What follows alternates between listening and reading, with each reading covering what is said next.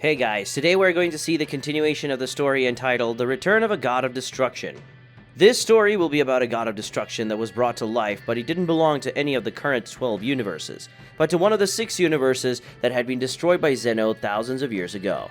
We'll see how this god of destruction will behave now, thousands of years after his death, and what his goal will be now that he has returned. Will he be a new ally for Goku, or a new enemy for him and his friends? Well, just following along to find out. Grab a bucket of popcorn and your soda and come with me, and of course don't forget to like, subscribe to the channel, and comment what you think of the story. Well, without further ado, let's start following this incredible story. Days later, a few days had passed since the day Big Mun destroyed planet Earth and killed the most powerful mortals in the 7th universe, something that made Beerus extremely angry, and with that the god of destruction began to hunt Big Mun. Using all the resources he had, but Big Mun always escaped because he didn't want to face Beerus. Not out of fear, but because Big Mun wanted to make Beerus the last god of destruction to be killed by his hands. Big Mun didn't just want to kill Beerus, he also wanted to make him desperate, and with that, get lost in his own fury. Big Mun knew that any being taken by rage became stronger, and that was exactly what he wanted. Big Mun wanted Beerus enraged, and this fury would make Beerus possess even greater strength than Beerus had at the moment, and that would make the battle even better than Big Mun was expecting. After all, what he wanted most was a truly exciting battle, and Beerus would give it to him. But Beerus didn't know Big Mun's true goal, but Universe 7's God of Destruction would find out.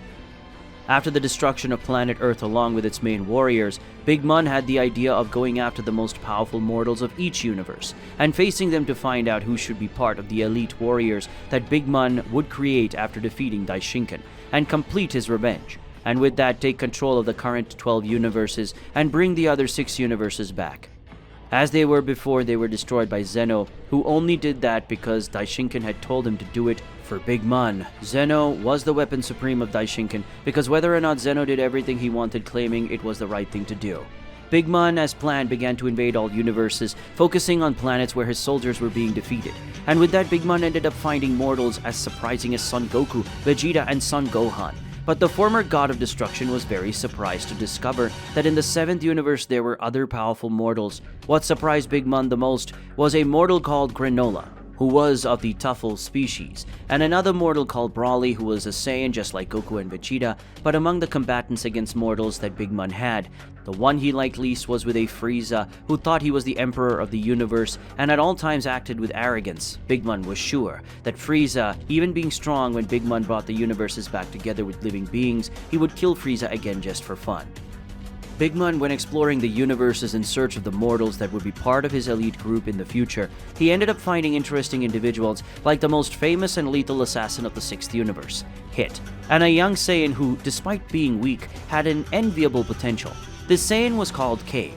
In addition to these beings, there were other mortals who attracted the former god of destruction, but the one who managed to attract as much attention as the Saiyans of the 7th universe was a mortal named Jiren, who possessed power as great as that of a god of destruction, and that was something that Big Mun didn't know whether to find impressive or disappointing, that a mortal could match a god of destruction. After Big Mun traveled between universes defeating the strongest mortals and analyzing each one of them to know which ones should be brought back to his elite warriors, he decided to continue his plan to defeat the gods of destruction. But Big Mun was surprised to discover that there was an angel behind him, and when they met, that angel advanced at high speed and hit Big Mun with a punch that was strong enough to make the god of destruction leave the planet he was on. And all that was just one punch from the angels. That angel was Sour, the angel responsible for the 2nd universe that previously had Hellas as its goddess of destruction. But Big Mun had killed Hellas, and his angel now wanted revenge, something that surprised the god of destruction. Big Mun knew very well that angels were under a kind of law that prevented them from fighting or directly interfering in the lives of other beings. So seeing an angel being dominated by anger and the desire to take revenge was something very interesting and unexpected. Big Mun knew very well that the power of an angel was completely different from the power of a god of destruction. So Big Mun activated his true form of god of destruction, and thus the combat between these two began, and Sour proved to be superior since the beginning of the fight. But Big Mun throughout the battle irritated and provoked the angel, who became more and more angry. And due to anger, the angel lost control over his own actions, and using that as a breach, Big Mon managed to hit a strong blow enough to leave Sour bewildered. And soon afterwards, the god of destruction hit a blast of energy of destruction at close range, making the angel go far away. And then Big Mon disappeared from the place. After all, it was not yet time to face an angel like Sour. Not yet, at least. After running away from Sour, Big Mon realized that it was time to continue his plan. So he started to hunt all the gods of destruction, little by little, and over time they fell. Until, after a few weeks, 10 of the 12 gods of destruction had already been killed, and now only Beerus and Champa were missing. Beerus remained in his search, trying to find out where Big Mon was, so he could kill him, with his own hands. And that had been an order from the Daishinkan himself, who knew what was happening and gave the orders to his sons to kill Big Mon, in case he tried to kill any of them. So much so that Sour was not punished for his revenge-driven actions. But Daishinkan hadn't meddled in that matter yet because he couldn't. Daishinkan didn't know why exactly, but he knew that his daughter Aminet had a very surprising ability to manipulate space-time, and he knew that her power was greater than of him in that aspect, and because of that, Daishinkan couldn't interfere, because somehow Aminet had separated the dimension where Zeno lived from the rest of the universe, and because of that, Daishinkan couldn't help his children.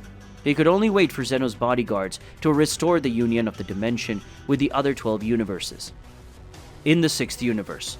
Currently in the 6th universe, it was possible to see a pillar of energy arising in the center of the planet of the god of destruction of that universe. From within the pillar, Beerus and Whis emerged. Both had been called to that world by Beerus' twin brother.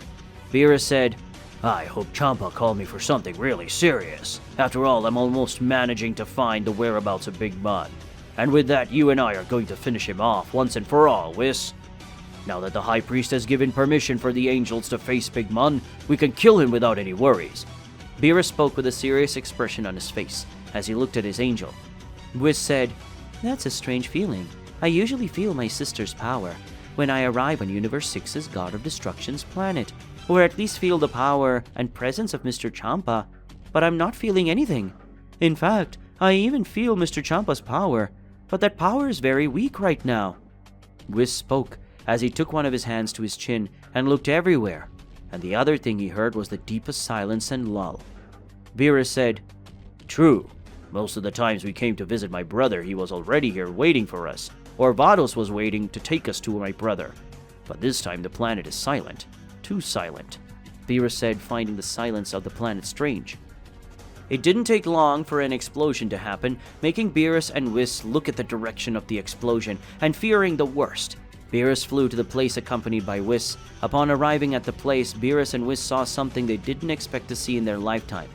Big Mon was sitting on a kind of throne, and Champa, who had several wounds and holes in his body, was on Big Mon's feet. And next to Big Mon was Aminet standing with his scepter in one of his hands, and in the other the angel was holding Vados by the hair. The angel of the 6th universe was already dead. Big Mon said, "You two took your time.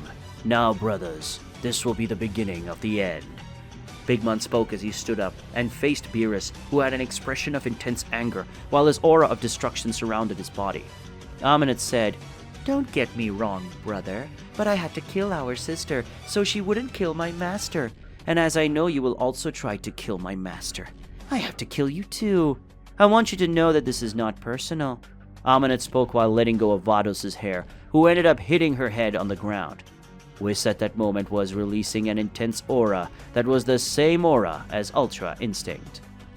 With that, we'll end today's video. If you want to see the continuation of this incredible story, leave a lot of likes in the video and comment, and don't forget to subscribe to the channel. See you another day, guys.